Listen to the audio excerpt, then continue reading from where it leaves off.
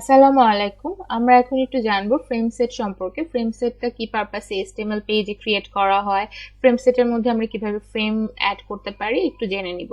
ফ্রেমসেটে সাধারণত একটা browser উইন্ডোকে multiple সেকশনে ডিভাইড করার জন্য আমরা ইউজ করি এবং সেখানে সেপারেট এইচটিএমএল ডকুমেন্ট বা পেজকে আমরা লোড করতে পারি বা ভিউ করতে পারি। ফ্রেমসেট এলিমেন্টে সাধারণত এক বা একের অধিক ফ্রেম এলিমেন্টস নিয়ে ক্রিয়েট করা হয় এবং ইন্ডিভিজুয়াল ফ্রেম ইন্ডিভিজুয়াল বা সেপারেট ডকুমেন্টকে হোল্ড করতে পারে বা অ্যাড করতে পারে। ফ্রেমসেটের মধ্যে আমরা সাধারণত কলস, রোলস, বর্ডার, ফ্রেম স্পেসিং এই অ্যাট্রিবিউটস গুলোকে আমরা ইনক্লুড করি। ফ্রেমসেটের জন্য আমরা ফ্রেমসেট ট্যাগ নিব এবং তার মধ্যে যদি কলাম নিয়ে লেআউট করতে চাই তাহলে কলস নিব, যদি রো নিয়ে লেআউট করতে চাই তাহলে রোজ নিব এবং আদার্স বর্ডার বা ফ্রেম বর্ডার অ্যাট্রিবিউটস গুলো আমরা ইউজ করতে পারবো। HTML5 এর মধ্যে ফ্রেমসেট ট্যাগটা ইনেবল করা যাবে না বা এটা ভিউ হবে না।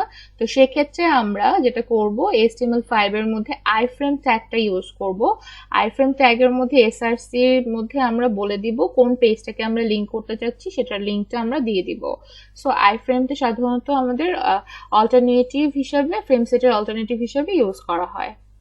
আমরা এখন একটু প্র্যাকটিক্যালি দেখব কিভাবে ফ্রেমসেটটা আমরা HTML পেজে ডিফাইন করতে পারি।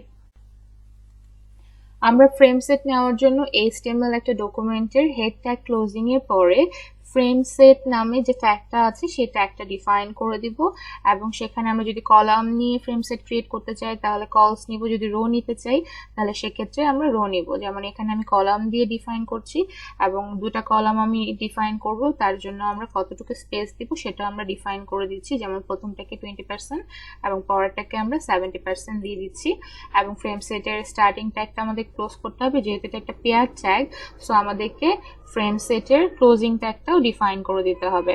দেন ফ্রেমসেট যেহেতু কম্বিনেশন অফ ফ্রেম, সো আমাদের ভিতরে কয়টা ফ্রেম যাবে সেটা আমরা বলে দিব। দুইটা কলামের জন্য দুইটা ফ্রেম আমরা ডিফাইন করব।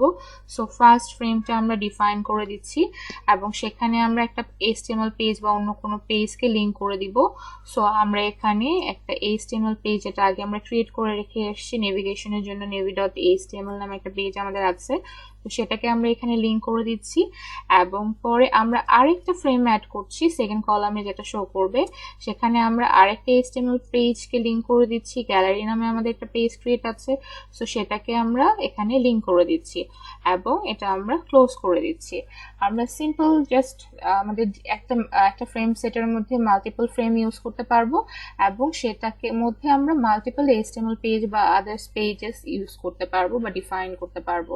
আমরা একটু রিফ্রেশ করে দেখতে পাচ্ছি এখানে দুটো ফ্রেম ক্রিয়েট হয়ে গেছে এবং আমরা যদি চাই এটাকে নিজের মতো করে কাস্টমাইজ করে এখান থেকেও দেখতে পাচ্ছি।